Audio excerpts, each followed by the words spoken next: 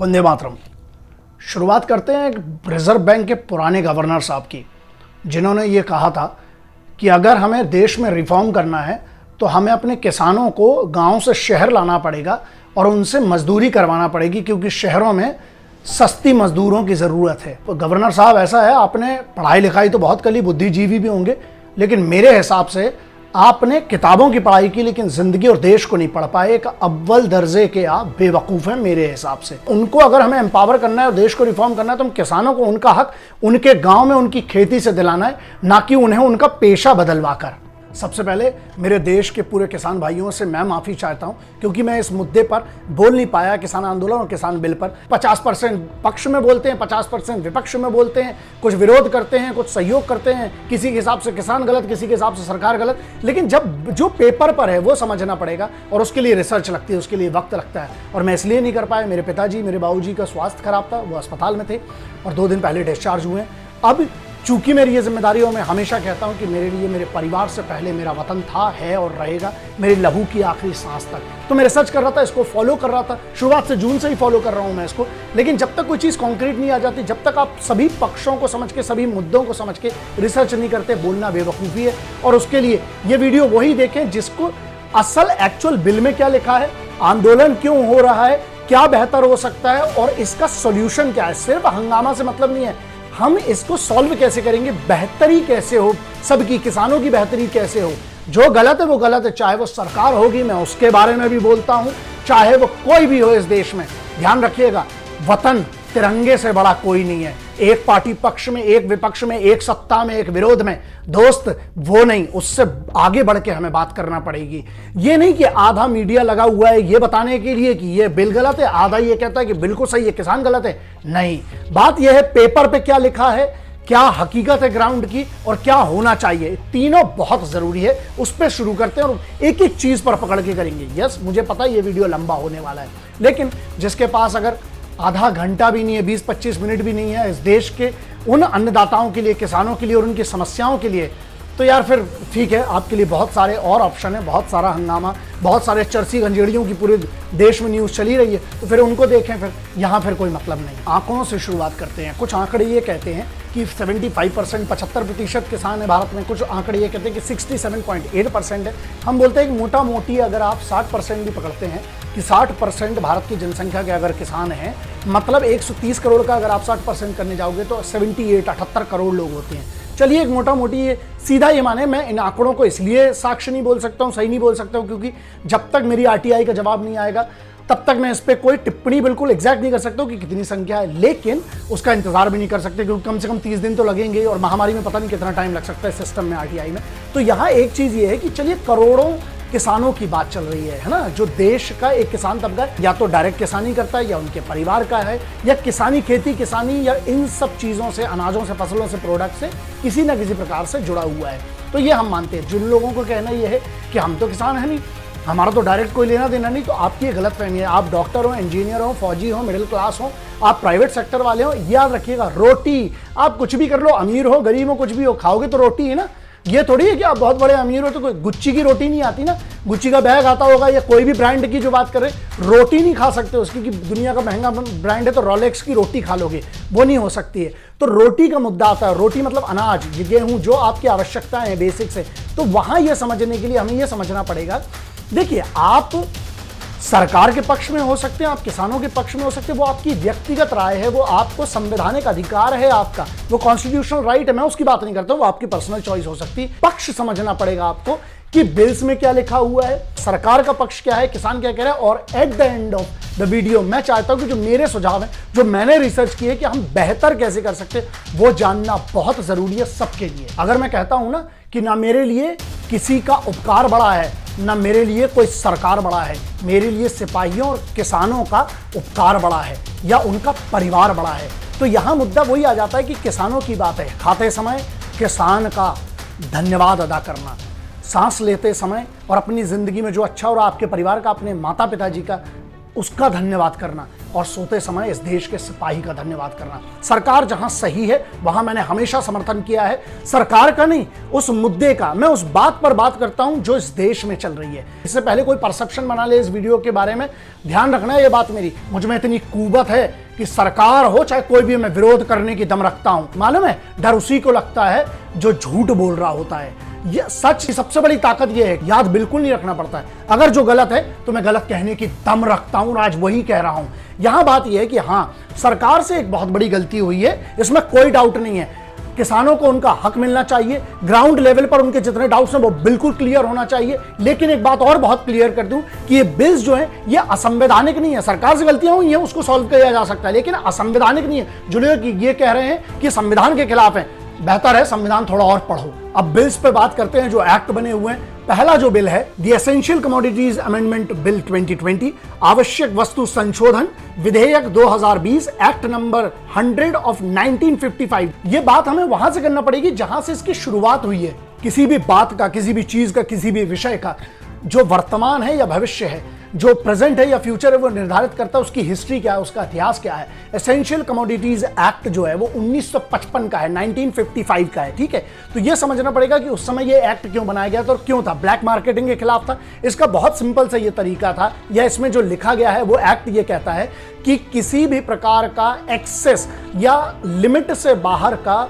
आप किसी भी चीज का, स्पेशली जो एसेंशियल्स है, मतलब खाने पीने की चीजें हैं, जो रोजमर्रे की चीजें हैं, जो आवश्यक वस्तुएं हैं, जो रोज में लगती हैं, जीने के लिए लगती हैं, और जो एक हिस्सा है आपकी रोज की दिनचर्या का, उसका स्टॉक भंडारण जो है लिमिट से ज्यादा नहीं किया जा सकता है। और यदि कोई करता है तो उसको उसके अंतर्गत, इस एक्ट के अंतर्गत संबंधित धाराओं में उसके ऊपर लीगल कार्रवाई की जाएगी। ये समझ में आ गया। इसके बाद ये है कि लेकिन यूनियन जो होती है, जो सरकार होती है, यूनियन जो होती है, यूनियन के पास एक अधिकार होता है, और वो अधिकार ये होता है कि युद्ध के समय में, वॉर टाइम पर और महामारी के समय पर, पेंडेमिक जैसी कोई स्थिति में, वो इस एक्ट में, मतलब उस चीजों में जो उसकी लिस्ट है उसमें कोई भी नई चीज जोड़ सकती है, घटा सकती है। इसका एक बहुत सिंपल सा एग्जांपल है, सबको पता होगा। जिनको नहीं पता है, जो रिसर्च इस पे नहीं करी है, मैं बता देता हूं, बहुत साधारण सा है। 14 मार्च 2020 को जब ये कोरोना की महामारी हुई तो इसी एक्ट के अंतर्गत, एसेंशियल कमोडिटीज एक्ट के अंतर्गत, भारत सरकार ने जो मास्क थे, फेस मास्क थे और हैंड सैनिटाइजर्स थे, उसको इसकी लिस्ट में डाला कि एसेंशियल कमोडिटीज में आएगा। उसके बाद उसका एमआरपी, जो मैक्सिमम रिटेल प्राइस होता है, उसको निर्धारित किया कि इससे ज्यादा जो करेगा वो कालाबाजारी में होगा। और तीसरा, इसी को 1 जुलाई 2020 के दिन इसी को उसी लिस्ट से निकाल दिया गया। तो सरकार जब भी चाहे, मतलब जो यूनियन होती है वो जब चाहे इसमें कोई नई चीज जोड़ सकती है या पुरानी चीज जो भी है उसको घटा सकती है। ये पूरा का पूरा जो अधिकार होता है वो यूनियन के पास होता है। 1 मई 2020 को फाइनेंस मिनिस्टर निर्मला सीतारमण ने यह सुझाव दिया था कि हम अब इस पर कोई भी युद्ध के समय पर और जो भी महामारी है उसके समय पर, इनको दोनों को हटा के इस पर स्टॉक की कोई भी रिस्ट्रिक्शन नहीं रहेगा। कोई भी कितना भी स्टॉक कर सकता है, सिर्फ इन 2 परिस्थितियों के अलावा। 5 जून 2020 को एसेंशियल कमोडिटीज अमेंडमेंट ऑर्डिनेंस 2020 को प्रख्यापित किया गया। 15 सितंबर को इसको लोकसभा में पास किया गया और 22 सितंबर 2020 को इसको राज्यसभा में पास किया गया। ये थी बिल की, एक्ट की, जिसको हम कहते हैं, अब वो एक्ट बन चुका है तो उसकी डिटेल थी। इसके बाद क्यों ये इतना बड़ा आंदोलन हुआ वो समझना बहुत ज्यादा जरूरी है कि किसान क्यों रोड पर आ गए, किसानों को क्या डाउट है, किसानों की शंकाएं। तो जो किसानों के डाउट हैं, मुद्दे हैं, सवाल है, उसमें से सबसे बड़ा जो इसमें, अगर इस बिल की बात करें तो इसमें पहला मुद्दा उनका ये आया कि जो बड़े बड़े होलसेलर हैं या जो बड़े बड़ी कॉर्पोरेट कंपनीज हैं जो इस पूरे बिजनेस में आएंगी अब, और जो पूरा उनकी कोई लिमिट तो अब रह नहीं गई है, तो वो स्टॉक को क्या करेंगे, पूरा का पूरा स्टॉक करेंगे, लिमिटलेस है, कोई भी लिमिट का स्टॉक कर सकते हैं। उसके बाद वो उसका रेट जो है फ्लक्चुएट अपने दम से कर सकते हैं क्योंकि उनके पास इतना स्टॉक रहेगा। और तीसरा, जब वो ब्लैक मार्केटिंग करेंगे तो इसका जिम्मेदार कौन होगा और उसको कंट्रोल कैसे किया जाएगा, तो ये उनका सबसे बड़ा पहला सवाल है। अब इस एक्ट में जो दूसरा सवाल उठा, जो इस एक्ट के बारे में, तो जो किसानों का जो आंदोलन है, सबसे बड़ा एक और सवाल ये है कि देखो, बनी बात है, जो किसान है, किसानों को भी छूट मिली है कि वो भी किसी भी लिमिट का स्टोरेज कर सकते हैं, लेकिन बहुत सारे डेटा ये हैं जो ये कहते हैं कि 80 से 85% जो किसान है, जिसे हम छोटा किसान कहते हैं, जिसके पास 2 हेक्टेयर से कम जमीन है, वो 80 से 85% है। उसके पास तो इतना साधन है नहीं। उसके बाद जो 10 से 12 या 15% जो किसान बचते हैं, जैसे जो जमींदार हैं, जो बड़े दर्जे में आते हैं, उनका जो है, उनके पास भी इतना बड़ा स्टोरेज नहीं है, वो कॉर्पोरेट कंपनीज की बराबरी तो कर नहीं सकते हैं। तो फिर ये कंपैरिजन कैसा होगा और इसमें फायदा किसका हुआ? बड़ी कंपनियों का हुआ। और किसानों का ये सवाल है कि फिर हमसे कंपैरिजन उनको क्यों किया जा रहा है? तो ये जो सबसे बड़ा इस वाले एक्ट में ये भी बहुत बड़ा सवाल आता है। अब ये किसानों का पक्ष हो गया, अब आते हैं सरकार क्या कह रही है, सरकार का पक्ष क्या है। तो सरकार ने जैसे पहला एक इसका पॉइंट ये दिया, इसका जो एक्सप्लेनेशन है वो ये कहती है सरकार कि जब जैसे ही हम रिस्ट्रिक्शन हटाएंगे, लिमिट हटा देंगे, तो इसके बाद जो एफडीआई है, फॉरेन जो फंडिंग होती है वो आएगी और बड़े बड़े इन्वेस्टर आएंगे जिसका फायदा किसान को होगा। दूसरा, किसानों को बेहतर इंफ्रास्ट्रक्चर मिलेगा जिसके कारण उनकी फसल होने की जो सबसे बड़ी प्रॉब्लम है वो सॉल्व हो सकती है। इसके एक्सप्लेनेशन में जो तीसरा एक पॉइंट है जो सरकार ने रखा है, जो कह रही है सरकार, वो ये है कि कालाबाजारी जो है उस पर नकेल कैसी जा सकती है। मतलब ये है कि अगर मान लीजिए ये लोग कालाबाजारी करते हैं, जो बड़ी बड़ी कॉर्पोरेट कंपनीज हैं या जो भी होलसेलर्स हैं, तो सरकार के पास पूरी की पूरी रेमेडीज हैं, सरकार के पास एक पूरा, बनी बात है, वीडियो पावर है और अधिकार तो रहेगा कि अगर ये कालाबाजारी करते हैं तो सरकार के पास लीगल उनके खिलाफ एक्शन लेने का या उन कंपनीज के खिलाफ जो भी कार्रवाई होगी लीगल, उसके लिए सरकार उन पर आराम से नकेल कर सकती है। तो ये कह रही है कि आप किसानों को आप परेशान मत रहिए क्योंकि सरकार के पास ये वाला अधिकार है। ये सरकार एक बहुत बड़ा 3 नंबर के पॉइंट में ये बहुत बड़ा एक्सप्लेनेशन देती है इस वाले एसेंशियल कमोडिटीज एक्ट में। देखिए, ये तो हो गया पक्ष और विपक्ष, मतलब सरकार क्या कह रही है, किसान किस बात पे आंदोलन कर रहे हैं। अब आते हैं सॉल्यूशन पे, क्योंकि बगैर सॉल्यूशन के अगर सिर्फ एक मुद्दा रखना है, इशू बनाना है, तो वो बहुत सरल है। उसके लिए चीखा चौंट मचाई हुआ है, आप चैनल्स पे देख सकते हैं, चारों तरफ पक्ष और विपक्ष। यहां मैटर ये करता है कि अब सॉल्यूशन क्या है। तो मेरी तरफ से जो मेरी जितनी भी समझ है, जो भी रिसर्च है, जो मैं समझता हूं इस विषय के बारे में, वो ये है कि आज पहली बात तो नहीं है, ये नया तो है नहीं, पहले से जो बड़े व्यापारी थे वो भी स्टॉक करके रखते थे। यहां लेकिन एक चीज है कि जो ये कॉर्पोरेट कंपनीज आ रही हैं, जो ये बड़े बड़े व्यापारी आएंगे, जो इस पर बनी बात है, जो अनलिमिटेड स्टॉक करेंगे, एक गाइडलाइन होना चाहिए सरकार की, बहुत स्ट्रिक्ट होना चाहिए कि अगर आप इस गाइडलाइन को तोड़ते हैं, देखिए सीधी सी बात है, कॉर्पोरेट हाउस कितना भी बड़ा हो जाए, कोई भी कंपनी कितनी भी बड़ी हो जाए, लेकिन सरकार सरकार होती है, सरकार के पास ये अधिकार होता है, यूनियन से बड़ा कोई नहीं होता है। जिसने एक्ट बनाया है उसी एक्ट के अंदर, और अगर कितना भी बड़ा कॉर्पोरेट हाउस है आएगा तो कॉर्पोरेट लॉ के अंदर ही ना, कंपनीज एक्ट में ही आएगा। तो सरकार अगर इस पर एक बहुत स्ट्रिक्ट पूरी गाइडलाइन बनाती है, जिसके लिए एमओयू कोई भी बड़ी कंपनी का अगर इनके साथ होता है, स्टॉक की जो भी लिमिटेशन से मैक्सिमम लिमिटेशन हटा दी गई है, लेकिन फिर भी उसके अलावा एक गाइडलाइन और एक एमओयू उनके साथ होना चाहिए कि अगर वो गाइडलाइन किसानों का किसी भी प्रकार से अगर इसमें नुकसान होता है तो उसके लिए जिम्मेदार जो भी होगा उसको लीगल एक्शन उसके खिलाफ लिया जाना चाहिए। मेरा व्यक्तिगत मानना यह है कि जो दूसरा एक पॉइंट जो इस बिल के लिए जो सोल्यूशन है कि छुट्टा सांड किसी को नहीं छोड़ना चाहिए, मतलब चाहे कोई भी हो, एक नकेल होना चाहिए, एक रस्सी होना चाहिए, एक फंदा होना बहुत जरूरी है। स्वतंत्रता की जो है उसके खिलाफ बात नहीं कर रहा हूं, मैं ये बात कर रहा हूं कि जब कानून होता है, कानून इसीलिए बना है, संविधान इसीलिए जो गाइडलाइन उसमें दी गई है, ऐसे ही कानून होना चाहिए। और एक ऐसे एमओयू में एक चीज क्लियर होना चाहिए कि जो भी कॉर्पोरेट कंपनीज, देखिए at the end of the day मैं तो ये कहता हूं कि कंपनी से अपन को कोई लेना देना नहीं, किसानों के खिलाफ या अगर जो एसेंशियल कमोडिटीज, मतलब जो रोजमर्रा की चीजें हैं, जिंदगी जीने के लिए, जीवन यापन करने के लिए, भोजन की सामग्री है, इन सब चीजों में अगर कोई कॉन्स्पिरेसी करता है, कोई भी कॉर्पोरेट हाउस या बहुत बड़ी कोई कंपनी करती है, तो 2 चीजें मेंशन करना बहुत जरूरी कि इन पर एमओयू में इनको लिखकर देना चाहिए कि बनी हम तैयार हैं, हमारे खिलाफ कोई भी बड़ी से बड़ी कानूनी कार्रवाई होना चाहिए। और दूसरा, मैं ये चाहता हूं कि अगर कोई भी किसानों के खिलाफ ये षड्यंत्र करता है या मार्केट रेट को, देश की पूरी एकता अखंडता पे क्योंकि बात आती है, क्योंकि देखिए अगर ऐसा होता है जहां पर एसेंशियल इतनी महंगी अगर हो जाती है, जहां ब्लैक मार्केटिंग के थ्रू, फिर वो मुद्दा कहां पर बदल जाएगा, फिर वो बहुत समाज के बीच में एक बात आ जाएगी। और अगर ऐसा कोई भी कंपनी करती है तो एक ऐसा एक्ट होना चाहिए जहां पर क्लियर मेंशन होना चाहिए कि अगर आप ब्लैक मार्केटिंग को उस लेवल पर ले जाते हैं, रेट्स को इतने बड़े लेवल पर ले जाते हैं जहां पर खाना पीना भी दुश्वार हो जाता है लोगों का, तो वहां पर इन पर राष्ट्रद्रोह का इनके ऊपर मुकदमा चलना चाहिए। अगर वो तैयार है तो आए मार्केट में पैसा कमाने आ रहे हैं ना, पैसा कमाने के लिए आ रहे हैं, किसानों की उन्होंने जितनी मेहनत थी उसमें उपयोग करने लाई, मतलब उनकी जितनी कोशिश है उनके नाम पर ये पैसा बना रहे हैं। अब इनकी स्पेशलाइजेशन है जो कॉर्पोरेट्स में है, कंपनीज में, ये जानते हैं कैसे उससे प्रॉफिट कमाया जाए। लेकिन अगर किसानों का नुकसान होता है और अगर ये देश के खिलाफ कुछ बड़ी चीज ऐसी करते हैं तो इन पर राष्ट्रद्रोह का आरोप लगना चाहिए, इनके राष्ट्रद्रोह का इन पर मुकदमा चलना चाहिए। अगर ये तैयार है तो फिर इनके साथ जो भी एमओयू है किसानों को करना चाहिए।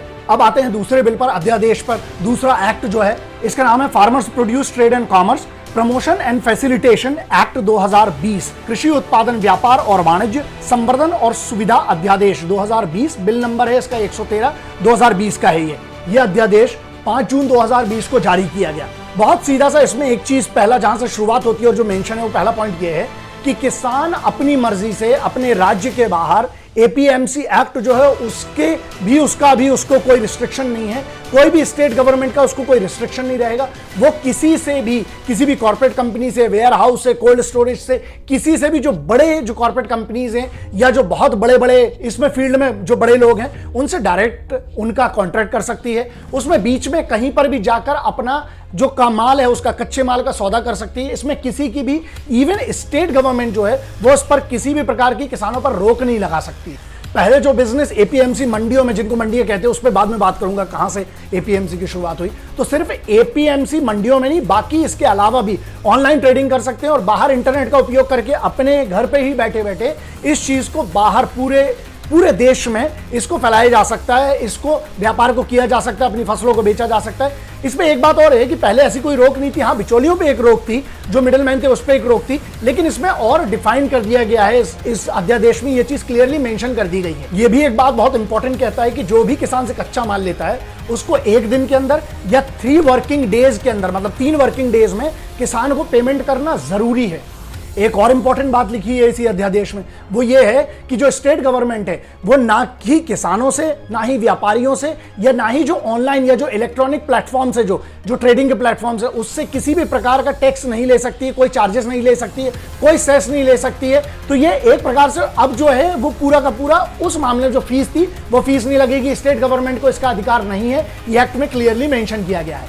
Agricultural produce market committee, APMC, जिनको बाजार समिति भी कहते हैं आधे भारत में बहुत जगहों पर, जिसको नॉर्थ में अगर बात करें तो मंडियां बहुत सरल सा शब्द है जिसको कहा जाता है। ठीक है, तो जो लोग इस पे हंगामा कर रहे, बात करें, यार मेरे दोस्तों, मेरे भाइयों, पहले समझ तो लो हंगामे के पहले। और जो यार अब क्या बताएं, ऐसे लोगों को मैंने डिबेट में देख लिया अभी तो 2-4 दिन में, जो वहां पर अस्पताल में बैठे भी कई लोगों को देखा जो डिबेट देख रहे थे, यार जिनको ये भी नहीं पता होगा कि फसल उगने के पहले अलग खाद डलती है, 1 फुट पे अलग डलती है, 2 फुट पे अलग डलती है, खाद की कितने टाइप होते हैं, कौन से कीटनाशक होते हैं, कब छिड़काव होता है, कौन से महीने में कौन सी फसल होती है, लेकिन बकैती है चली जा रही है। और नहीं टीआरपी का गेम है, उसमें अपन लोग नहीं बोलेंगे, सबका धंधा चलते रहना चाहिए।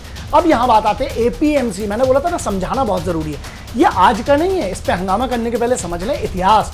1886 में 1886 में पहली बार एपीएमसी, जिसको उस समय एपीएमआर प्रोग्राम के नाम से इंट्रोड्यूस किया गया था, कच्चा कपास जो होता है ना, प्योर कॉटन जिसको हम बोलते हैं, रॉ कॉटन, उसके लिए उसको ऐसा ही कमिटी बनाई, मतलब उसको प्रोग्राम के तहत इंट्रोड्यूस किया गया था।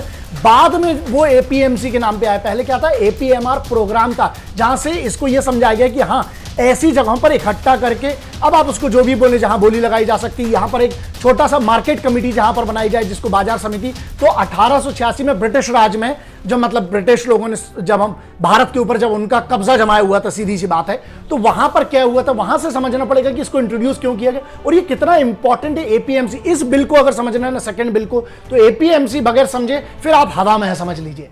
अब जानकारी के लिए, जिनको लगता है कि जानकारी, इंफॉर्मेशन, नॉलेज बहुत जरूरी है, तो उनके लिए यह बहुत इंपॉर्टेंट है कि 1886 में जो पहला रेगुलेटेड मार्केट था, उससे हमारे इधर से हैदराबाद कॉन्स्टिट्यूएंसी की करंजा शहर, करंजा जगह थी, वहां से पहला कंसाइनमेंट भारत से यूनाइटेड किंगडम के मैनचेस्टर शहर के लिए बुक किया गया था, वहां गया था। तो ये उतना पुराना 1886 से एपीएमआर और एपीएमसी में, इसमें एक बहुत बड़ा बदलाव, या हम कह सकते हैं कि लैंडमार्क माना जाता है। जितना मुझे याद आ रहा है, 1928 का रॉयल कमीशन ऑन एग्रीकल्चर था, उससे एक बहुत बड़ा बदलाव हुआ। फिर 60 और 70 के दशक में, तब तक ये एपीएमआर के जो रेगुलेटेड मार्केट के हिसाब से चलता रहा। फिर उसके बाद इसको एपीएमसी में कन्वर्ट किया गया है। हम कह सकते हैं कि जिनको आज हम मंडियां कहते हैं। तो आपको यह जानना जरूरी है, आज सरकार ने नहीं बना दी है ये चीज, या 10 साल पहले या 50 साल 20 साल पहले की नहीं है, ये 1886 से चला आ रहा है। तो आप एक दिन में इसको खत्म नहीं कर सकते या तोड़ नहीं सकते, क्योंकि वो गलत बात होगी फिर। अब दूसरे बिल पर किसान क्या कह रहे हैं, आंदोलन क्या है, उनकी समस्याएं क्या है, या उनको किस बात पर शंका है, वो समझना बहुत जरूरी है। तो पहला तो ये है, किसान ये कह रहे हैं, यहीं पर वो चीज है जो सबने सुनी होगी, कहीं ना कहीं एमएसपी आती है। ठीक है, कि यहां पर जो मिनिमम सपोर्ट प्राइस जो है, जिसको न्यूनतम समर्थन मूल्य कहते हैं, वो कैलकुलेट कैसे होता है उसके लिए आप थोड़े से रिसर्च कर लेना। लेकिन एमएसपी समाप्त हो जाएगी, उनका ये मानना है, उनको ये लग रहा है, सबसे बड़ा डाउट ये है कि हमारा जो एमएसपी जो होता है, जो मार्केट रेट होता है, वो टूट जाएगा, यही खत्म ही हो जाएगा, मंडी जो कल्चर है वो खत्म हो जाएगा। मुद्दा नंबर 2 ये है कि अगर किसान जो है, अगर डायरेक्ट राज्यों के बाहर अपना सौदा करेगा, व्यापारियों से डायरेक्ट वो करेगा, तो जो मंडियां हैं जो जिलों में हैं, जो लगभग मेरे ख्याल से 7600, जितना मुझे डेटा समझ में आया है, 7000 के प्लस हैं, और हर जो छोटे शहर हैं, जिले हैं जहां पर, या हम जिसको पंचायतों के बाहर, जो हर शहर में एक मंडी होती है, जो बड़े शहरों के उनको नहीं पता होगा, कभी जाइएगा जरूर, आपको समझ में आएगा कि देश के किसान कैसी, ये प्रक्रिया क्या है। तो ये लग रहा है, उनका ये डाउट है कि वो मंडी कल्चर ही खत्म हो जाएगा। और तीसरा ये है कि जो आड़तिये हैं या जो मिडलमैन कहलाते हैं, बिचौलिए जो होते हैं, उनका बहुत सारे हजारों लाखों लोग इसमें काम करें, क्योंकि बहुत बड़ा सिस्टम इतने सालों से चला आ रहा है, तो उनका रोजगार चला जाएगा। वो लोग क्या करेंगे, और जो आड़तिये मिडिलमैन है उनके लिए मतलब एक पूरी इंडस्ट्री है, जो एक वॉल्यूम है, जहां पर बहुत बड़ी संख्या में वो लोग, उन लोगों का ये रोजगार है, उन लोगों का ये काम है, उनका क्या होगा, ये एक मुद्दा है। ये डायरेक्ट किसानों का नहीं है, लेकिन ये है कि राज्यों को जो इस पूरी प्रक्रिया से, एपीएमसी मंडी से जो करोड़ों रुपए का जो टैक्स आता है, उसका क्या होगा। तो ये डायरेक्ट किसानों का मुद्दा नहीं है, लेकिन हाँ, इसको बड़ा एक वैलिड सा है, जिसको बनी बात है आगे चल के मैं बताता हूं कि कैसे एड्रेस किया गया है और सरकार क्या कहती है इस बारे। चौथा पॉइंट ये है कि अगर जो ये प्राइवेट कंपनीज होती है, बनी बात है, वो अपनी चकाचौंध दिखा के, अपना बिल्कुल वो दिखा के शुरू के 2-4 साल सही चला, और पूरे अगर जो किसान हैं उनको अपनी तरफ खींच लिया, उनके साथ बिजनेस जो शुरू कर दिया, तो जो सरकारी मंडियां, उनका क्या होगा, ये भी एक बहुत बड़ा मुद्दा है, जो जिस पर सवाल उठ रहा है। एक और वैलिड पॉइंट यहां पर जो किसान उठा रहे हैं वो ये है कि अगर मान लो इस पर एमएसपी नहीं है, क्योंकि जो एमएसपी न्यूनतम तो दर कोई तय नहीं है, जो फसल की होती है, जो अनाज की होती है, जो इसका एमएसपी है वो अगर तय नहीं है, और कॉर्पोरेशन मान लीजिए कम में उनसे सौदा कर लिया, किसानों से जो सौदा कर लिया, तो इसमें नुकसान किसका होगा। उनका कहना ये है कि किसानों का कहना ये है कि इसमें किसानों का नुकसान होगा। अब यहाँ 2 अलग अलग एंगल आते हैं जो आपको समझना, अगर इस पूरे मैटर को समझना है तो वो जरूरी है। NSSO, national sample survey office जो होता है, आपको यह समझना है कि उसने एक सर्वे किया, उसकी सर्वे की एक तरफ ये सर्वे की रिपोर्ट ये कहती है कि भारत में जो है वो 6%, मात्र 6% जो है वो मंडियों में, एपीएमसीज के थ्रू मंडियों में एमएसपी पर जो है वो फसलें बिकती हैं, जो मतलब माल है वो बिकता है, ठीक है। ये दूसरे इंडिपेंडेंट बहुत सारे सर्वे जो है ये हैं, वो ये कहते हैं कि नहीं, 90% जो है वो एमएसपी पर सरकारी खरीद लेती है मंडियों के थ्रू किसानों से, ठीक है। तो यहां ये 2 एंगल समझना जरूरी कि एक सर्वे क्या कह रहा है, एक सर्वे ये कहता है, जो एनएसएसओ है वो ये कह रहा है कि सिर्फ 6% जो है वो मंडियों में बिक रहा है, बाकी जो 94% है वो तो डायरेक्ट बेच देता है किसान, तो फिर तो ये मुद्दा होना नहीं चाहिए एमएसपी का। लेकिन जो दूसरे इंडिपेंडेंट सर्वे हैं, जो मुद्दा बनाया जा रहा है वो ये है कि एमएसपी चूंकि निर्धारित नहीं है, तो एमएसपी वालों को असर पड़ेगा। मतलब जहां पर जिन राज्यों में 90% लगभग फसलें जो है, जो पूरा कच्चा माल है, वो डायरेक्ट सरकार खरीद लेती है, किससे, एमएसपी पर। तो यस, ये समझना चाहिए, ये 2 एंगल पर जरा रिसर्च करिएगा। और एनएसएसओ की जब भी आपको समय मिले रिपोर्ट जरूर पढ़ना, बहुत इंटरेस्टिंग है। आप एकदम से नहीं समझ सकते, क्योंकि जब तक आरटीआई का जवाब नहीं आता, जब आएगा उस पर फिर बात करेंगे। ये तो था एक्ट में क्या क्या लिखा हुआ है, जो ठीक है, बिल में क्या लिखा हुआ था, फिर एक्ट में क्या लिखा हुआ है। अब आते हैं उस बात पर कि सरकार अपना पक्ष, सरकार ने भी बातें क्लियर की, क्योंकि उसमें दोनों चीजें, किसान क्या कह रहे हैं, मुद्दे क्या बन रहे हैं, आंदोलन किस बात पे चल रहा है, क्या क्या उनकी मांगे हैं, क्या समझ में नहीं आ रहा, और दूसरा सरकार क्या कहती है। भारत के प्रधानमंत्री ने खुद आकर ये बात कह दी है, वीडियो एविडेंस दिया है, मतलब अपने उसमें ये कहा है, वक्तव्य में ये कह दिया है कि एमएसपी खत्म नहीं की जाएगी, ठीक है। जैसे बाजारों में जैसे मंडियां चल रही थी, एपीएमसी जैसी चल रही थी, वैसी चलेंगी। हाँ, और इस बात को साबित करने के लिए जो अभी की बात है कि रबी की जो पूरी की पूरी एमएसपी, उसको ऑलरेडी अनाउंस भी कर दिया है। सरकार का यह भी कहना है कि किसानों को देखो, सरकारी मंडियां तो हैं, इसके अलावा पूरी की पूरी मार्केट मिल जाएगा, प्राइवेट मार्केट मिल जाएगा, और किसानों की मर्जी है, किसान यहां चाहे यहां बेचे, वहां चाहे वहां बेचे, क्योंकि बाध्य नहीं है, तो किसानों की मर्जी है कि वो अपना कच्चा माल जो है, अपना सामान जो है, अपनी फसलें जो है, वो किसको बेचना चाहते हैं। तो ये पॉइंट नंबर 2, सरकार अपने एक्सप्लेनेशन में ये भी कह रही है कि इलेक्ट्रॉनिक प्लेटफॉर्म्स जो हैं उसके माध्यम से ये बहुत बड़ा हो सकता है, और जितना ये जो बिचौलिया वाला जो भी जो सरकार कह रही है, उसमें ये कि उस सिस्टम को, इस चीज को अलग किया जा सकता है, मतलब पारदर्शिता ला जा सकती है, इसमें ट्रांसपेरेंसी पैदा की जा सकती है। तो ये सरकार का एक और ये तीसरा पॉइंट, ये भी इंपॉर्टेंट उनने जो इसके एक्सप्लेनेशन में दिया है। ये तो बात हो गई कि किसान क्या कह रहे हैं, फिर सरकार क्या कह रही है, उनने एक्सप्लेनेशन किया। अब जो मेरे सुझाव है, जो मेरा ऑब्जर्वेशन है, जो मैं समझता हूं कि इसके सॉल्यूशन क्या होना चाहिए, कि सिर्फ मुद्दों पे हंगामा करने से अच्छा सॉल्यूशन पे आते हैं। तो जो मेरा मानना है, जो मुझे समझ में आए कि यहां मैटर क्या कर रहा, हाँ सरकार से यहां पर इस वाले अगर बिल की बात करें, एक्ट की बात करें, तो उसमें गलती हुई है कि डायरेक्ट बिल ले आए हैं, ग्राउंड लेवल पर इस पर को कॉन्फिडेंस में नहीं लिया, किसानों को इस बात को मुझे लगता है कि कंसल्ट नहीं किया। मैं इसलिए आरोप नहीं लगा सकता हूं क्योंकि मैंने इस पर ग्राउंड पर अभी रिसर्च नहीं की है, लेकिन हाँ जितना समझ में आ रही है चीज जो है कि अगर कंसल्ट किया जाता तो उनको इस बात का कॉन्फिडेंस होता। क्या है, कंफ्यूजन है। तो यहां पर ये पॉइंट नंबर 1 जो मैं सॉल्यूशन समझता हूं कि एपीएमसी मतलब जो मंडियों का है कि प्राइवेट मंडियां और अच्छी होंगी और बढ़िया होंगी और वहां पर ज्यादा साधन होंगे, तो हम क्यों खुद हम जो सरकारी मंडियां हैं हम उनको क्यों ना इतना बढ़िया बना दे। अगर पूरी सरकारी मंडियां बढ़िया हो गई तब मजा आएगा ना कि कॉर्पोरेट वाले जो मंडियां और सरकारी मंडियां दोनों बराबर की होगी। अगर हम उनको सुविधा और दे दें और बेहतर बना दें तो बनी बात है। अगर एमएसपी उनको मिलेगी तो किसान के पास भी बेहतर चॉइस होगी कि उन्हें सरकारी वाला चुनना है कि प्राइवेट वाला चुनना है। दूसरा, सरकार को ग्राउंड लेवल पर जितना कंफ्यूजन है उसको दूर करना पड़ेगा। जो भी सवाल हैं उन सवालों के जवाब बहुत क्लियर कट करना पड़ेगा। और इसमें जो अड़तिये हैं, जो बिचौलिए हैं, उनका मैंने देखा कई लोग बहुत अपमान कर रहे हैं न्यूज चैनल पर बैठकर। यहाँ पर आप उनके लिए दल्ला शब्द उपयोग नहीं कर सकते, ये हमेशा से रहे हैं। जो अड़तिये हैं यार, बिचौलियां हैं, अगर वो नहीं होते तो उनने भी तो एक बहुत यार उनने भी एक अच्छा काम किया इतने सालों से, इस पूरे सिस्टम का वो हिस्सा है। तो उनका ऐसा अपमान करना मुझे लगता है कि ये बहुत गलत है। तो सरकार को इसके लिए भी सोचना चाहिए और इसके लिए भी कोई ना कोई गाइडलाइन तो होना चाहिए।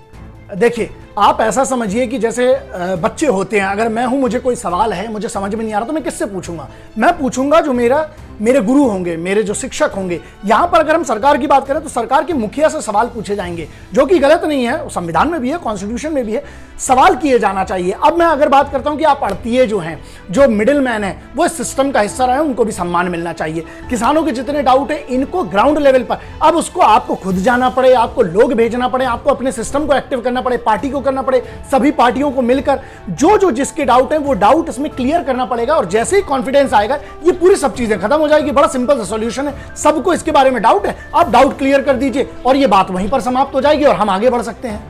अगर इतना बड़ा सवाल हो रहा है कि भाई मंडियां बंद हो जाएंगी, मंडियों में जो रोजगार है, जो लाखों लोग उसमें काम करते हैं, चाहे वो अड़तियों का हो, चाहे मंडियों के थ्रू जो फसल दी जाती है, बेची जाती है, अनाज का जो सौदा होता है, जो भी चीजें होती हैं एसेंशियल्स की, अगर इतना बड़ा डाउट है तो एक रिटर्न में हम ये क्यों नहीं दिया जा सकता सरकार की तरफ से, अश्योर नहीं क्यों नहीं किया जा सकता है कि मंडियां कभी बंद नहीं होंगी, सरकारी मंडियों को हम बेहतर करेंगे। और जिस दिन सरकारी मंडियों को आप बेहतर करने की बात करेंगे ये पूरी समस्या ही सॉल्व हो जाएगी। देखिए, कॉर्पोरेट हो, चाहे कोई भी हो, चाहे व्यापारी हो, चाहे कॉर्पोरेट हाउसेज हो, चाहे बड़ी बड़े सेक्टर हो, बड़े बड़े कंपनियां हो, सीधी सी बहुत सिंपल सी इसमें बात यह है कि यहां पर आप 4 लाइन का सीधे उसमें एक नया बिल हम ला सकते हैं। और एमएसपी का अगर मुद्दा है, एमएसपी की इतनी बड़ी डिमांड है, एमएसपी पर हम प्राइवेट सेक्टर के लिए कोई गाइडलाइन तो तैयार कर सकते हैं ना कि इतनी एमएसपी होगी। और चलिए वो भी एक चीज छोड़ दीजिए, देखिए आपके हिसाब से ही चलना पड़ेगा, सरकार के हिसाब से ही भी आरओसी में तो रजिस्टर करवाया होगा, जीएसटी नंबर तो वो आपके पास आएंगे, डिन नंबर जो है डायरेक्टर का वो भी आप ही के पास है। तो पूरा का पूरा कॉर्पोरेट कितना भी बड़ा हो जाए, सरकार अगर अपनी पे आती है तो भागना पड़ता है। तो बहुत सारी चीजें हैं, अगर सरकार चाहती है कि इसका फाइनल सॉल्यूशन हो एमएसपी वाले पर, एक गाइडलाइन लाइन, यहां पर एक लीगल अथॉरिटी का होना बहुत जरूरी है, वरना ये छुट्टे हो जाएंगे फिर तो पूरे के पूरे। यहां पर एक थर्ड पार्टी का होना बहुत जरूरी है, मतलब जिसको एक ऐसी अथॉरिटी होना चाहिए कि अगर ये बड़ी बड़ी कंपनीज किसानों के साथ कोई गलत काम करती हैं तो उनके ऊपर एक लीगल अथॉरिटी होना चाहिए, लीगल कमिटी होना चाहिए जो ये निर्णय ले कि नहीं ये गलत है और उनको उस कानून के हिसाब से सजा मिलना चाहिए। और अगर एमएसपी पे इतना बड़ा इशू हो रहा है, 4 लाइन लिख दीजिए एक एक्ट में, सब खत्म। ये सबसे बेहतर और सबसे सरल सॉल्यूशन है। अब इसको आपको सोचना है। मुझे लगा कि ये सुझाव आपके लिए बहुत जरूरी है। 2 बिल्स जो थे, जो 2 पिछले एक्ट थे वो तो फिर भी ठीक थे। जो सबसे बड़ा हंगामा जिसमें मचा हुआ है वो है एक्ट नंबर 3। जो ये अगर आप ये इसकी पूरी डिटेल समझ गए ना तो फिर इस पे कोई डाउट नहीं रह जाएगा। तो अब आते हैं जो एक्ट है, जो तीसरा वाला बिल है उस पे आते हैं अपन। इसका नाम है farmers empowerment and protection agreement on price assurance and farm services act 20, मतलब 2020 का ये वाला जो है, जिसको अपन हिंदी में अगर समझोगे तो आप किसान सशक्तिकरण और संरक्षण विधेयक मूल्य आश्वासन, जो कि सितंबर 17, 2020 को जिसको पारित किया गया, जो एक्ट बन चुका है, जो कि ठीक है। अगर इसको सरल भाषा में समझना है तो बहुत सिंपल है, कॉन्ट्रैक्ट के अनुसार, मतलब कॉन्ट्रैक्ट फार्मिंग समझ लो। किसान को पूरी छूट है, किसान किसी भी कंपनी से, किसी भी बायर से, किसी भी बड़ी वेयर हाउस से, किसी भी कॉर्पोरेट कंपनी से, किसी भी ऐसे सप्लायर से या होलसेलर से एक अग्रीमेंट कर सकता है फसल बोने के पहले। उसका एक अग्रीमेंट हो सकता है जिसका एक रेट निर्धारित किसान और कंपनी के बीच में होगा, कोई इसमें उंगली नहीं कर सकता है, डायरेक्ट हो सकता है। इस एक्ट में ये क्लियरली मेंशन है कि एक रेट डिसाइड होगा, वो कितने भी साल के लिए किसान किसी भी कंपनी से, बायर से, होलसेलर से अपना कॉन्ट्रैक्ट कर सकता है और पूरा का पूरा कॉन्ट्रैक्ट के बेस पर काम होगा फसल बोने के पहले। अब अगर कॉन्ट्रैक्ट होगा तो डिस्प्यूट होंगे, डिस्प्यूट हो सकते हैं। तो इस एक्ट के अंतर्गत क्लियरली मेंशन है इसमें कि 3 तरीकों से, 3 लेवल पर कोई भी अगर डिस्प्यूट होता है, झगड़ा होता है, विवाद होता है, उसका सॉल्यूशन किया जा सकता है। पहला जो होगा वो समझौता समिति होगी, वहां पर उसके जो कि कॉन्ट्रैक्ट में मेंशन होगी। दूसरा जो होगा वो कौन होगा, सब डिविजनल मजिस्ट्रेट के लेवल पर हो सकता है। और तीसरा जो होगा वो अपीलेट अथॉरिटी होगी। इन 3 लेवल पर कोई भी अगर विवाद होता है तो उसका इस एक्ट के अनुसार समझौता या सुझाव या जो उसको जिसको बोलते हैं ना अंत पर, लॉजिकल कंक्लूजन पर उसको लाकर खत्म किया जा सकता है उस विवाद को। इस एक्ट के हर अग्रीमेंट में, जितने भी अग्रीमेंट होंगे कंपनी और किसान के बीच में, उसके हिसाब से समझौता समिति, समझौते का तरीका, अगर कोई विवाद होता है तो उस डिस्प्यूट को कैसे सॉल्व किया जाएगा, उसको कौन करेगा, उसका तरीका क्या होगा, ये सब इसके हर अग्रीमेंट में मेंशन करना अनिवार्य है। ये लिखा हुआ है इस एक्ट में। और हाँ, सेटलमेंट की प्रोसेस क्या होगी, सेटलमेंट की शर्तें क्या होगी, और उस अग्रीमेंट में लिखना इसलिए जरूरी कि अगर ऐसा कुछ होता है, माना जा रहा है क्योंकि जब दो बनी बात है कि एक पूरी कॉर्पोरेट कंपनी और एक किसान है, तो अगर डिस्प्यूट होता है तो उसको सॉल्व करने की इवन जो प्रोसेस भी होगी ना, वो इस कॉन्ट्रैक्ट में लिखा जाना जरूरी है, अनिवार्य है, इंपॉर्टेंट है, एक्ट में लिखा हुआ है। 5 जून 2020 को इस बिल की पहली बार औपचारिक रूप से घोषणा की गई थी। 17 सितंबर को लोकसभा में और 20 सितंबर को राज्यसभा में इस बिल को अप्रूव किया गया है। इस एक्ट पर किसानों की शंका, सवाल, मुद्दे क्या हैं? पहले नंबर पे जैसे उनका एक बहुत बड़ा मुद्दा ये है, वो किसान ये कह रहे हैं कि जब हम कॉन्ट्रैक्ट और अग्रीमेंट करेंगे बड़ी कंपनियों से तो हमारा पक्ष जो है, क्योंकि हम लोग छोटे किसान है, वो बहुत बड़ी कंपनी, तो हमारा पक्ष कमजोर हो जाएगा। दूसरा पॉइंट, जो छोटा किसान है, जो गांव का एक सामान्य सा किसान है, वो इतनी बड़ी कंपनियों से नेगोशिएशंस कैसे करेगा, उनकी टर्म्स कैसे समझेगा, उनसे बात कैसे करेगा, क्योंकि ये छोटा किसान है, वो बहुत बड़े जायंट्स हैं। अगर बिजनेस की बात करें, मार्केट की बात करें, तो वो नेगोशिएशंस कैसे करेगा, उसका जो समझौता होगा वो किन शर्तों पर कैसे होगा, क्योंकि ये छोटे लोग हैं और वो बहुत बड़े जायंट है। छोटे लोग मतलब उनके कंपैरिजन में, किसान को मैं छोटा नहीं बोलता, मेरे हिसाब से सबसे बड़ा है किसान इस वतन में।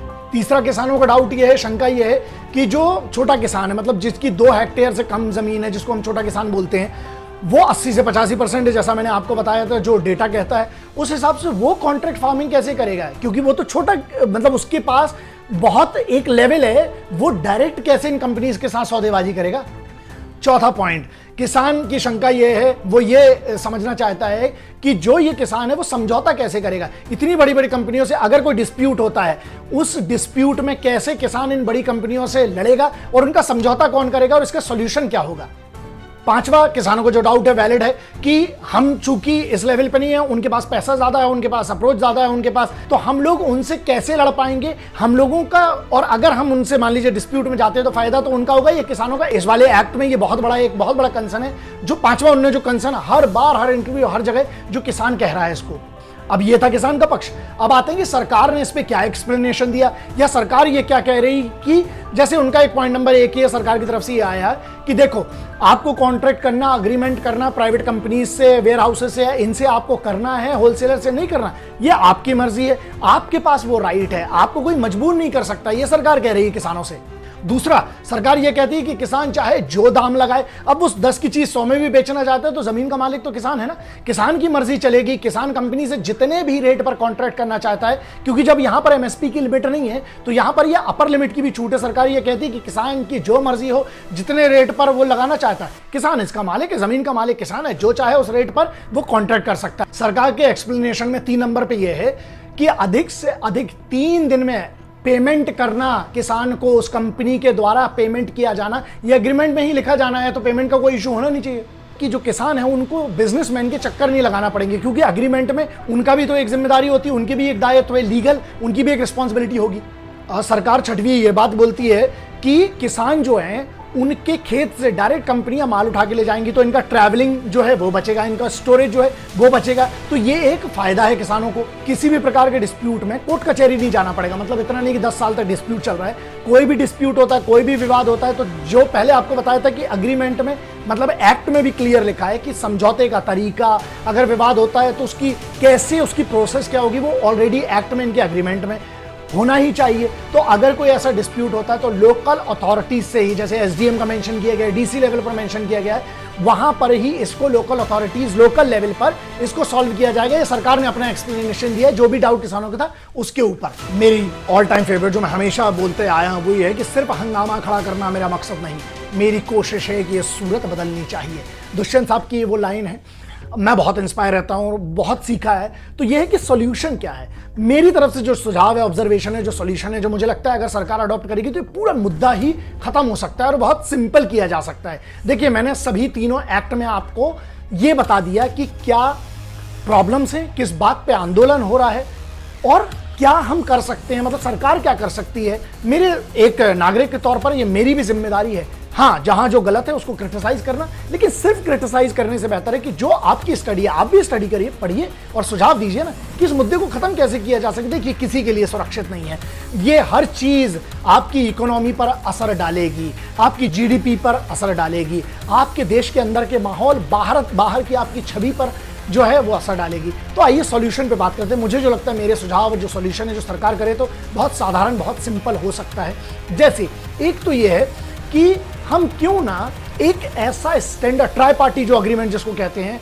वो ऐसा होता है कि किसान हो गई पहली पार्टी, दूसरी पार्टी हो गई कॉर्पोरेट कंपनी, तीसरा सरकार।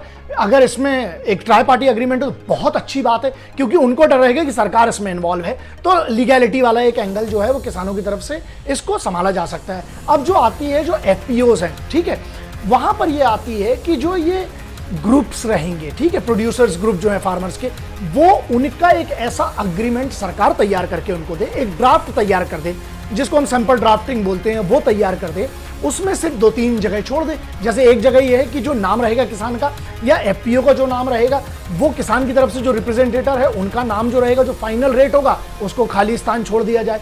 उसके बाद एड्रेस छोड़ दिया जाए। उसके बाद जो ऐसी जानकारी है जो कॉमन नहीं हो सकती है वो छोड़ दिया जाए और एक स्टैंडर्ड ड्राफ्ट तैयार कर दिया जाए। वो ड्राफ्ट जो है वो किसानों के पास पहले ही पहुंच जाए, और वो हिंदी भाषा में हो, राष्ट्रभाषा में हो, या फिर जो उनकी एक लोकल लैंग्वेज जो वहां के कोर्ट्स में चलती है, जो जहां पर भी चलती है, उसमें वो पढ़ पाए, समझ पाए और एक एडवांस में उनको दे दिया जाए। और उसके बाद वो ये करें कि अग्री करें, डिसअग्री करें, वो बात किसान के ऊपर है, पहला ये है। लेकिन सरकार के इन्वॉल्व होने से ये, अगर सरकार चाहे ले कि सुप्रीम कोर्ट के रिटायर्ड जज साहिबान जो हैं उनके थ्रू, या बहुत सारे ऐसे फर्म्स हैं उनके थ्रू आप हायर कर सकते हैं, या फिर आज सरकार के पास इतना सरकार का ही सिस्टम है, उसमें से एक ड्राफ्टिंग तैयार करवा ली जाए कि ये ऐसा एक्ट में रहेगा। और उसमें जिम्मेदारी तय करना बहुत जरूरी है कि मान लीजिए जो ये लोग कॉर्पोरेट कंपनीज, अगर जो शर्तें हैं, जो एक प्रॉपर स्टैंडर्ड पूरे देश के लिए होना चाहिए, और अगर उसमें गलतियां करते हैं तो इनके ऊपर 420 का मुकदमा चलना चाहिए, जो संबंधित कॉर्पोरेट लॉज हैं वो चलना चाहिए, और उसमें यह चीज क्लियर हो कि इनका लाइसेंस तक कैंसिल होना चाहिए। अगर ये इनमें दहशत होगी ना, तो जब दहशत होती है, ध्यान रखिएगा, डर से डिसिप्लिन आता है। जब दहशत होगी तो बाकायदा अच्छे से कायदे के साथ चीजें कॉर्पोरेट कंपनीज भी करेंगे, क्योंकि उनको भी उसमें लिखा जाना चाहिए कि अगर आप इसमें फोर्जरी और फ्रॉड में माने जाते हैं तो आपका लाइसेंस कैंसिल होगा। मेरा एक सुझाव यह है कि हम क्यों नहीं एक सेंट्रलाइज्ड डेटा सेंटर क्यों नहीं बना सकते। हम कोई बहुत बड़ी लागत नहीं आती, 4-5 सर्वर लगते हैं, और पूरे किसानों को हम एक ऐसी प्रोसेस से जोड़ दें, सरकारी ऐसी प्रक्रिया से जोड़ दें कि जहां पर उनको लॉगिन पासवर्ड हो, सबको आता है। देखिए, आज की डेट में मैक्सिमम में जो कंज्यूमर्स पढ़ रहा था, जो मोबाइल के हैं, सबके पास कहीं ना कहीं ऐसे हैं जहां पर इंटरनेट का वो उपयोग करते हैं। किसान भी करते हैं, नहीं करते तो उनके बच्चे उपयोग करते हैं, यूथ है, जो युवा जो रैलियों में है वो भी तो उपयोग करता है। उनको कैसे पता चला? ये इंटरनेट के ही माध्यम से। तो हम एक डेटा सेंटर बना सकते हैं, और उसमें ये चीज क्लियर होना चाहिए, किसी ना किसी को तो आपको अकाउंटेबल साबित करना पड़ेगा ना, कि अगर शिकायतें कुछ होती है, जो इनके डिस्प्यूट्स होते हैं, क्योंकि ये एक मुद्दा है, सबको ये लग रहा है कि कॉर्पोरेट्स हमारे ऊपर हावी हो जाएंगे। तो अगर ये मुद्दा होता है तो उसके लिए जिम्मेदार कौन होगा, मतलब उस डिस्प्यूट को सॉल्व कौन करेगा।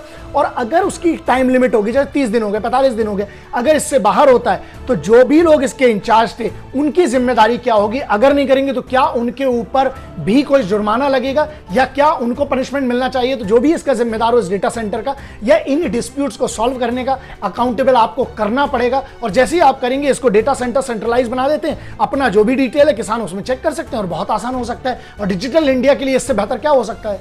FPO, farmer producer organisation.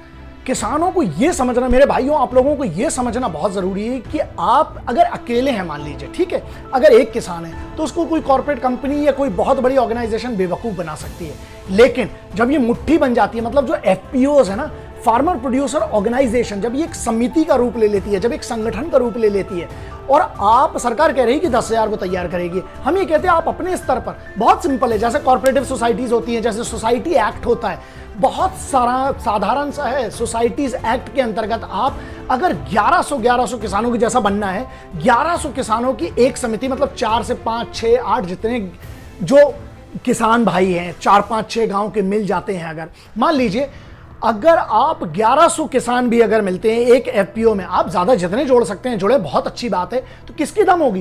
कौन सा कॉर्पोरेट हाउस है, कौन सा बड़ा ग्रुप है, कौन सी बड़ी कंपनी जिसकी दम होगी? 1100 अगर हम बोलते हैं, छोटे किसान की कैटेगरी में भी आते हैं, 2 हेक्टेयर जमीन है, मतलब कितना हो गया? 2200 हेक्टेयर जमीन, मतलब एक आप है तो 2 एकड़ आपकी कीमत है, आपकी मेहनत है, आपकी जो वहां पर वैल्यू है। और जब 1100 मिलते हैं अगर, तो कितनी हो गई? 2200 हेक्टेयर। 2200 हेक्टेयर जमीन का एक समिति है, कितनी बड़ी आपकी ताकत है। उनको आपकी जरूरत है, याद रखिएगा। कॉर्पोरेट्स को इकट्ठा माल चाहिए, उनको बड़े बड़े जो कंपनीज हैं उनको इकट्ठा माल चाहिए। अगर आप संगठित होते हैं, संगठन में बहुत बड़ी ताकत है, आप समिति एफपीओस पर काम करिए, इस पर रिसर्च करना बहुत जरूरी है। और हाँ, यहां पर बात आती है कि जब आप इकट्ठे हो जाते हैं कॉर्पोरेट्स, अगर उसके बाद भी कोई वो गड़बड़ करते हैं, तो आप सरकार, राज्य सरकार की समिति एक्ट में या एफपीओस में जो है, आप एफपीओस के बारे में पढ़ें, उसमें आप रजिस्टर्ड है, तो कहीं ना कहीं आप उस सिस्टम का एक बहुत स्ट्रॉन्ग हिस्सा बनते हैं। फिर आप अकेले नहीं, और बहुत सारे। अब यहां बात आती है, मान लीजिए इसके बाद भी किसी भी एफपीओ से दगा करती है कोई भी बड़ा कॉर्पोरेट हाउस है और कोई भी बड़ी से बड़ी कंपनी है, मैं आपको यह जुबान देता हूं, आज तक तो निभाई और आगे भी निभाऊंगा। मैं अपने किसान भाइयों को यह जुबान देता हूं कि आपका कोई भी एफपीओ है, आप जब बनाते हैं, एक समिति बनाते हैं, एक संगठन बनाते हैं, और अगर उसके बाद कोई भी बड़ी से बड़ी कंपनी है, बड़े से बड़ा वकील है, आने दो, मैं आपकी तरफ से लड़ूंगा, मैं आपके साथ खड़ा रहूंगा, ये मेरा वादा है। मैं किसी और की गारंटी नहीं लेता, मैं सरकार की गारंटी नहीं ले सकता हूं, मैं किसी की गारंटी नहीं। ये मैंने जिंदगी से सीखा है कि मैं अपनी खुद की जुबान की, खुद के चरित्र की, खुद की मेहनत की, और खुद का जो कोशिश है मेरी, मैं आपके साथ खड़ा रहूंगा। देखते हैं, आने दो, कितना बड़ा वकील क्या है। ध्यान रखिएगा, अगर 1100 की समिति है, मतलब है आपका एक खुद का एक साम्राज्य है, होने तो उनका बहुत बड़ा साम्राज्य, आपके पास हल है जिससे आप जोतते हो, तो किसान जो है ना, अपनी पगड़ी वाली बात आ जाएगी। और जब पगड़ी की बात आएगी, मैं आपके साथ खड़ा रहूंगा, यह जुबान दे सकता हूं, इतना आज की डेट में जुबान दे सकता हूं। और अभी तक तो वादे नहीं तोड़े हैं, कोशिश पूरी करूंगा कि आपका साथ, अगर ऐसी कोई लड़ाई छिड़ती है, कानूनी लड़ाई, मैं आपका साथ जरूर दूंगा। अब आते हैं, ये तो किसानों की बात आ गई, अब आते हैं उन लोगों पर जिनका मैं हमेशा से फैन रहा हूं, यूथ जो है, युवा है। आज इतना बड़ा आपने माहौल कर दिया, इतना बड़ा एक आंदोलन खड़ा हो गया है, तो मैं ये कहता हूं कि जो लोग ये कह रहे हैं ना, आपके विरोध में जो बात करते हैं, नहीं, आप अगर हक की बात करते हैं और संविधान के दायरे में आप बात करते हैं, कोई दंगा नहीं करते हैं, आपको पूरा हक है, अधिकार है अपनी आवाज उठाने का। बदलाव बहुत जरूरी है। अगर देखिए बदलाव होगा, और बदलाव के दोनों पक्ष होते हैं, एक पक्ष अग्री करता है, एक नहीं करता है, हमें तो इसके सॉल्यूशन पे काम करना है। अब मैं यूथ को एक बात बोलना चाहता हूं, एफपीओस के बारे में पूरी जानकारी हासिल कीजिए। आपके पास एक ताकत है इंटरनेट की, आपके पास ये मोबाइल जो है ना, बहुत बड़ी क्रांति का सबसे बड़ा, बहुत बड़ा आपके पास एक अस्त्र है, शस्त्र है आपके पास, वो मोबाइल जो है, इंटरनेट का माध्यम है। आप पूरे एफपीओस की जानकारी करिए। आप अपने पिताजी को, आपके जो भी आपके घर के बुजुर्ग हैं, जो किसान भाई हैं, जो आपके परिवार के हैं, आपके दोस्त हैं, आप नहीं भी करते हैं, आपके जो दोस्त हैं, उनके लिए आप डेटा इकट्ठा कर सकते हैं। आप ये बता सकते हैं, जिस भी कंपनी से आप कॉन्ट्रैक्ट कर रहे हैं, उसकी पूरी जानकारी लीजिए। उसके बारे में आपको इंटरनेट पे उनका रजिस्ट्रेशन नंबर से लेके, डायरेक्टर से लेके, उनने कितने फ्रॉड किए हैं, अगर उनके ऊपर कोई केस है, उसका पता चल सकता है। उनकी पूरी जानकारी आज की डेट में आपको भारत सरकार की वेबसाइट पर मिल सकती है। बहुत सारी प्राइवेट एजेंसी है जिनकी आपको उनकी पूरी डिटेल मिल जाएगी, कंपनी इसकी मिल जाएगी, आरओसी को आप लिख सकते हैं, आप आरटीआई कर सकते हैं। हड़बड़ी में मत आइएगा। अकेले किसान का कॉन्ट्रैक्ट करने से बेहतर है आप अपने परिवार को बोलिए कि सब लोग मिलकर एफपीओस के माध्यम से, समितियों के माध्यम से आप कॉन्ट्रैक्ट करें, ठीक है। उसके बाद आप जो भी अथॉरिटी आपको वादा दे रही, कोई ना कोई तो वादा देने आएगा ना, जो कॉन्ट्रैक्ट करने आएगा, आप वीडियो जरूर बनाइएगा, क्योंकि आपका वो वीडियो एविडेंस होगा। आपके जो भी डाउट है, जो भी कंपनी का रिप्रेजेंटेटिव आता है, बनी बात है, वो बाद में मुकर सकता है कि हम तो एक एम्प्लॉय थे, नहीं, जो भी साइन करेगा कंपनी की तरफ से वो अथॉरिटी होती है, लीगल अथॉरिटी होती है, वो भी जिम्मेदार होगा और अगर कुछ गड़बड़ करे तो उसी को जेल जाना पड़ेगा। और जब आदमी के ऊपर फंदा कानून का टंगता है ना, तो वो सबके सच और सबको ले आता है। तो इसमें जो कंपनी होगी जो आपसे कॉन्ट्रैक्ट करेगी, उनकी रिसर्च करिए। आप युवा होने के नाते आपकी जिम्मेदारी है कि आप छोटा कॉन्ट्रैक्ट करिए, सलाह दीजिए कि 1-2-3 साल का करिए, ट्रायल बेसिस पे कीजिए, सक्सेसफुल होता है तो उसके लालच में मत आइएगा। अपनी बुद्धि का उपयोग करिएगा, अपनी पूरी रिसर्च करिएगा, हस्ताक्षर करने के पहले 1000 बार सोचिएगा और फिर उसके बाद मेहनत करके अपना जो आपका हक है, हक छीनने मत दीजिएगा किसी को। देखिए यूथ जो है ना, आप चुनौतियां या जो भी इसमें प्रॉब्लम्स आ रही हैं, इसमें आप ये सोचिए कि इसमें एक बहुत बड़ी फील्ड है। ऐसा नहीं है। मिडिलमैन जो होता है ना, जिसको बिचौलिया या जिसको अड़तिया कहते हैं, वो हर सिस्टम की जरूरत है। हर सिस्टम में रहे हैं, आज से नहीं रहे, बहुत सालों पहले से रहे हैं। मतलब ये इसका इतिहास गवाह है यार। लेकिन जो अड़तियों के लिए, जो मिडिलमैन के लिए जो लोग गलत शब्दों का उपयोग करते हैं ना, यार मुझे लगता है क्यों कर रहे हो आप लोग ये सिस्टम कैसे? क्या किसी भी बिचौलिए ने, अड़तिए ने आपके सिर पे बंदूक रखी थी? क्या आप उनके ही थ्रू फसल बेचे? यार ये कैसी बात करते हैं? उनका एक पूरा ड्यू प्रोसेस में, अब वो प्राइवेट में भी आएंगे। और क्या बात करते हैं जो लोग ये कहते हैं कि नहीं हम इनको सिस्टम से हटा देंगे, आप बहुत बड़े बेवकूफ हैं। कैसे हैं आप? अगर सत्ता के गलियारों में बात करो तो इन्हें पावर ब्रोकर्स कहा जाता है। अमेरिका, लंदन की आप बात करो, यूके की बात करो, और बाहर की जो सत्ताधीश होते हैं, जो सत्ता का पैटर्न होता है, वहां पे बात करो तो इनको लॉबिस्ट कहा जाता है। ये हर जगह होते हैं, ये सिस्टम का हिस्सा है। हाँ, इनको अगर चैनलाइज किया जाए, आप भी उसका एक सिस्टम का एक हिस्सा बन सकते हैं। आप अपनी मेहनत करते हैं, इनको सम्मान मिलना जरूरी है। अगर इसकी लाइसेंसिंग प्रोसेस हो जाए कि जो भी मिडिल मैन होंगे, चाहे वो प्राइवेट वाले हों चाहे गवर्नमेंट वाले हों, अगर उनकी लाइसेंसिंग बहुत अच्छी हो जाए, आपके पास उनका भी डेटा हो जाए, तो आप समझिए इसको कितना अच्छा वॉल्यूम बनाया जा सकता है। तो ये सरकार के लिए एक इंपॉर्टेंट चीज है। और यूथ के लिए इसमें एक एंगल ये है कि अगर आप किसान नहीं है और आप इसको इस फील्ड में आपको अगर एक लॉबिस्ट के तौर पर, अगर आपको एक कोई भी लीगल प्रोसेस, मतलब कानून के अंतर्गत अगर कोई काम करने का मौका मिलता है और आप अगर उसमें बिचौलिया, आप उसमें मीडिएटर बनते हैं, मिडिलमैन बनते हैं, तो ये भी एक अपॉर्चुनिटी है आपके लिए। सिस्टम को समझिए, आप कैसे किसानों की मदद कर सकते हैं, उनका हक ना मारा जाए, और जो कंपनियां हैं उनके भी बेहतर से बेहतर, उनका जिसके लिए वो पैसा दे रहे हैं, उनको प्रोडक्ट अच्छा मिले। बस ये 5-6 और बहुत इंपॉर्टेंट मेरे सॉल्यूशन है। मैंने इतना रिसर्च किया, जो भी पढ़ा था सरकार के लिए डायरेक्टली है, उसमें से ये है कि आप अपनी ताकत झोंक दीजिए, आप अपने एक एक कार्यकर्ता को झोंक दीजिए, आप उसको जमीनी स्तर पर, आपके चाहे वो सरपंच हो, चाहे आपके विधायक हो, चाहे आपके सांसद हो, चाहे आपके जो भी जिलाधिकारी हो, उनको आप देखिए। यहां पर पूरा मुद्दा जो है ना, वो है कंफ्यूजन का। आप समझिए, यहां पर ये है कि लोग ये कह रहे हैं कि सरकार विरोधी है, आप साबित कर दीजिए। भाई सवाल किया जा, सवाल का मतलब ये नहीं है कि दाग दे दिया गया, आपसे सवाल किया गया, आप सवाल का जवाब दीजिए, उनके डाउट्स क्लियर कर दीजिए कि जो मंडियां हैं वो बंद नहीं होंगी, जो किसान है उनका हक नहीं मारा जाएगा, जो कॉर्पोरेट कंपनीज है उनको उनका जो जिसके लिए वो पैसा डाल रहे हैं उनको वो मिलेगा। लेकिन बात, मेरे को कोई लेना देना नहीं कॉर्पोरेट कंपनीज और ये जो कॉर्पोरेट हाउसेज और जो भी बड़ी कंपनीज हैं, मैं ये बात कर रहा हूँ किसानों को डाउट है, जो बिचौलियां हैं उनको डाउट है, उनके डाउट्स आप क्लियर कर दीजिए। आपको उनको भरोसे में लेना पड़ेगा, और जैसे ही आपने उनके पूरे प्रश्नों के उत्तर दे दिए, उनको अग्री कर लिया, पूरा मुद्दा वहीं खत्म है। सबके झुंझुने वो छिन जाएंगे। अब अभी आपके ऊपर है, अगर आप फेल होते हैं तो आप फेल हुए, उनने सवाल किया, आप उत्तर दीजिए, खत्म कीजिए। सरकार के लिए जो रिमोट सेंसिंग सैटेलाइट्स होती है ना, जो डिजिटल इंडिया के तहत आप एक बहुत बड़ा काम कर सकते हैं। डिजिटल क्रांति हो सकती है कि हम बहुत सारी ऐसी सैटेलाइट्स की तैयारी की जाती है, जहां से पूरा का पूरा मौसम बताया जा सकता है, जहां से फसलों की जमीन के अंदर की पूरी जानकारी दी जा सकती है। तो आप अगर ऐसा एक पूरा का पूरा एक सिस्टम बना देते हैं, किसानों की अगर मदद हो जाती है, आप सोचिए कि अगर वो एक एप्लीकेशन पर, क्यों नहीं हम ऐसी सेंसिंग टेक्नोलॉजी तैयार कर सकते हैं? भारत का ब्रेन क्यों विदेश जाता है, हम उनका उपयोग क्यों नहीं कर सकते हैं? ऐसे साइंटिस्ट हैं, ऐसे यूथ हैं जो कंप्यूटर में मास्टर्स हैं, उनका उपयोग जरूर कीजिए। इससे बेहतर मौका नहीं मिल सकता है कि हम अगर एक पूरे सॉफ्टवेयर तैयार कर दें। किसान ने अपनी जमीन की फोटो या वीडियो लिया, उसने एक जगह अपलोड किया, वहां से एनालिस्ट होंगे, वो एनालिस्ट ये बता सकते हैं कि आपकी इस जमीन पर, या जो लोकल अथॉरिटी होगी वो सॉइल से पूरा का पूरा ये सिस्टम ऐसा तैयार कर दे कि आपके लिए ये फसल अच्छी है। और ये मालूम है मुझे, सिस्टम में बहुत सारा इंप्रूवमेंट हुआ है, लेकिन हम सैटेलाइट्स के माध्यम से वो सेंसिंग जो पूरी टेक्नोलॉजी होती है उसको अगर हम डेवलप करेंगे, इतनी बड़ी क्रांति आप ला सकते हैं कि पूरी दुनिया हमको फॉलो करके। क्योंकि याद रखें, जो पूरा का पूरा सिस्टम है ना, सिर्फ ब्रिटेन में सक्सेसफुल हुआ था, और वो भी इसलिए क्योंकि उनका $10 बिलियन की उनकी सब्सिडी होती है। हमारे इधर पैसे की हम बात नहीं करते, हम कंपैरिजन किसी से नहीं करते, उनसे क्या कर सकते हैं? वो 7-8 करोड़ की पॉपुलेशन वाले, अमेरिका 32 करोड़ की पॉपुलेशन वाला है, हम ये बात करते हैं। लेकिन जो हमारी खोपड़ी है ना हिंदुस्तान की, हमारा हौसला, हमारे युवाओं का, हमारे इधर का जो दिमाग है यार, हम चाहते हैं कि इस देश के उन युवाओं का मस्तिष्क का, उनके ज्ञान का, उनके जोश का उपयोग करके हम किसानों को कैसा फायदा उठा सकते हैं, और at the end of the day ये स्किल इंडिया में उनका उपयोग हो, उनको रोजगार मिलेगा।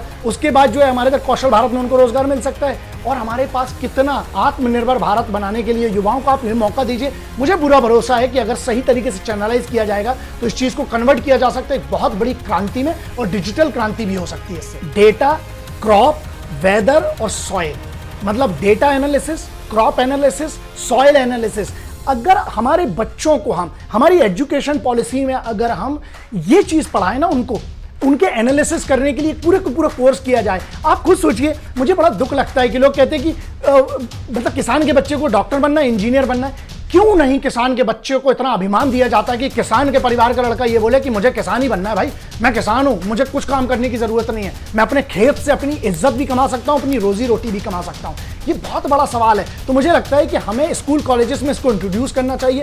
सिर्फ एग्रीकल्चर कॉलेज की बात नहीं कर रहा हूं, इसमें टेक्नोलॉजी ऐड करना चाहिए। एनालिसिस, आपको पता है दुनिया के हाईएस्ट पेड लोग हैं जिन्हें हम डेटा एनालिस्ट कहते हैं, जिन्हें हम ये एनालिसिस करते हैं, जो जमीन के अंदर असेसमेंट करते हैं या किसी भी चीज का असेसमेंट करते हैं। हम यूथ को वो मौका देते हैं। स्कूल से ही अगर आप डाल देंगे, एजुकेशन पॉलिसी में अगर ये चीज डाली जाएगी, उनके लिए रोजगार भी बन जाएगा। और किसान के बच्चे को अगर अपनी ही फील्ड का, अपने ही घर का, अपनी ही माटी का, अपनी ही जमीन का अगर एनालिसिस करके और वो अगर अपनी सम्मान से रोजी रोटी कमा सकता है तो क्यों बाहर जाएगा। आप सोचिए कितना पलायन हम रोक सकते हैं। तो यही है, ध्यान रखिएगा साहब, घर छोड़ना किसी को पसंद नहीं है। वो तो मजबूरी होती है कि लोगों को, किसानों के बच्चों को शहर छोड़कर, मतलब अपने गांव छोड़कर बाहर जाना पड़ता है, किसी को पसंद नहीं है। तो कोशिश करें कि हम इकट्ठा करके इन बच्चों को ये मौका दें और इस टाइप के हम साइंटिस्ट और इस टाइप के हम एनालिस्ट अपने सिस्टम में स्कूल से ही तैयार करना शुरू कर दें। यहां जो डर है, डर को मिटाने के लिए एक बहुत सिंपल मेरी तरफ से जो सोल्यूशन जो मैं समझ पाया वो ये है कि क्यों नहीं एक ऐसा कॉन्ट्रैक्ट होना चाहिए जिसमें एक बड़े स्ट्रिक्ट लॉ का मेंशन होना चाहिए कि अगर आपने किसान के हक की कमाई मारी,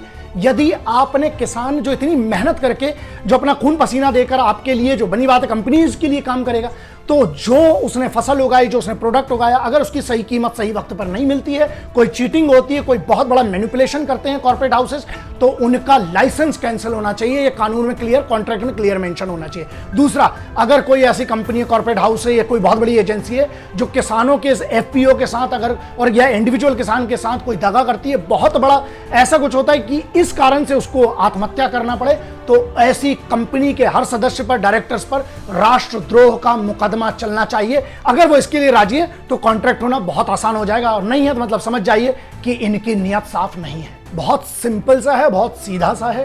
तीनों नए एक्ट में अगर किसानों के साथ कुछ भी गलत होता है, आपको अकाउंटेबिलिटी निर्धारित करना पड़ेगी, क्योंकि दुनिया की जितनी भी चीजें फेल हुई है ना, वो सिर्फ एक कारण से हुई है, और वो ये था कि जिम्मेदार कौन था। हमारे इधर जिम्मेदारी से बचने के बड़े रास्ते, जिसको बोलते हैं ना जुगाड़ लगा लेते हैं, बच जाते हैं, नहीं, यहां नहीं होना चाहिए। किसानों के खिलाफ अगर इन एक्ट्स के कारण अगर किसी ने भी कुछ गलती की है, मतलब अगर किसानों का बहुत बड़ा नुकसान होता है, उनके साथ धोखा होता है, अकाउंटेबल कौन होगा, ये अगर कॉन्ट्रैक्ट में मेंशन हो जाए कि इसकी जिम्मेदारी इस आदमी की होगी और इसको पनिशमेंट किया जाएगा कानून के अंतर्गत, कठिन से कठिन परिश्रम, कठिन से कठिन कानून में इसको कठिन से कठिन सजा दी जाएगी। अगर इतना सा हो जाएगा ना, वैसे ही आदमी सीधी लाइन में चलने लगता है। तो यह जरूरी है, अकाउंटेबिलिटी निर्धारित करना पड़ेगी। देखिए, मैंने तीनों बिल्स, तीनों एक्ट्स का पूरा जितना एक्ट्स में क्या लिखा हुआ है, किसान किस बात का मुद्दा बनाए हैं, किस बात पर मांग कर रहे हैं, क्या उनके सवाल हैं, वो आपको बता दिए। इसके बाद सरकार क्या कह रही है, सरकार ने अपने क्या क्या सॉल्यूशन दिए हैं, अपनी तरफ से क्या पक्ष रखा है वो बता दिया। मैं क्या सोचता हूं और इसका सॉल्यूशन होना बहुत जरूरी है। देखिए, ये किसी के लिए अच्छा नहीं है। आज महामारी में अगर इतने बड़े बड़े आंदोलन हो रहे हैं तो उनकी सुरक्षा पर भी बात आती है, लेकिन यहां पर कुछ ऐसे सवाल हैं, आप किसी के बहकावे में मत आइएगा।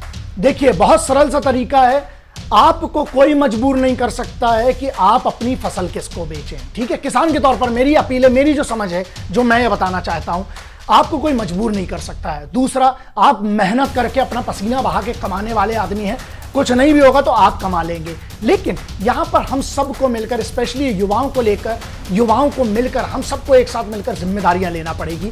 और हमें रिसर्च जरूर करिए। जो बच्चे हैं आपके, जो आप लोग हो ना, यूथ हो, आप अपनी रिसर्च करिए और इतना एमएसपी का सरकार से मैं यही कहना चाहता हूं कि देखिए, अगर एमएसपी पर इतना बड़ा मुद्दा है, हाँ ये गलती तो हुई है ना, क्योंकि जमीनी स्तर पे आपने इसको नीचे से ऊपर नहीं ले गए, ऊपर से नीचे आ रहा है। तो जमीनी स्तर पर जो जो प्रॉब्लम्स हुई हैं, जो जो डाउट्स हैं, उसको क्लियर कीजिए।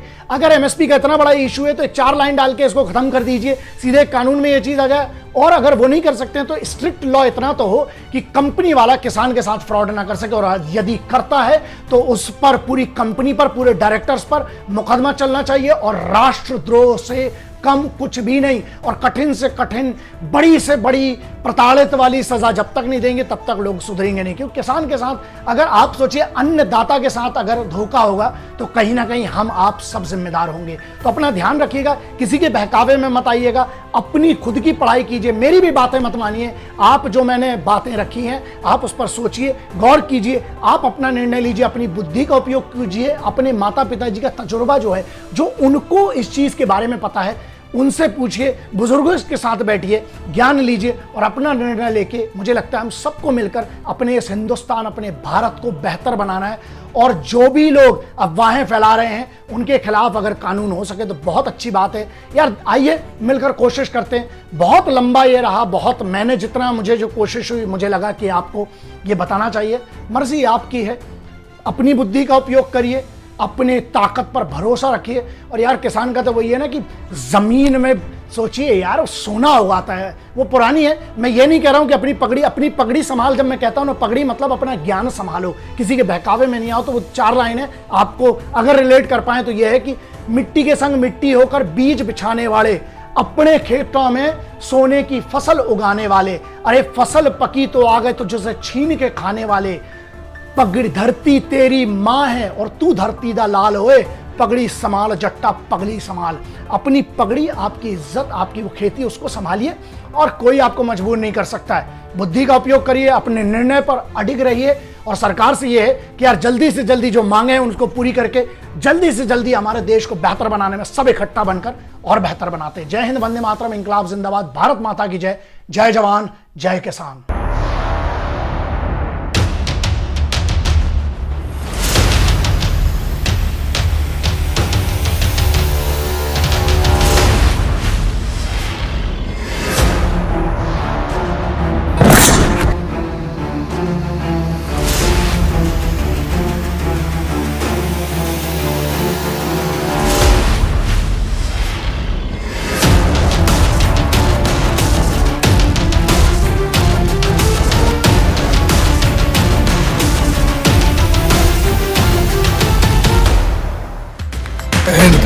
वंदे मातरम, इंकलाब जिंदाबाद, भारत माता की जय।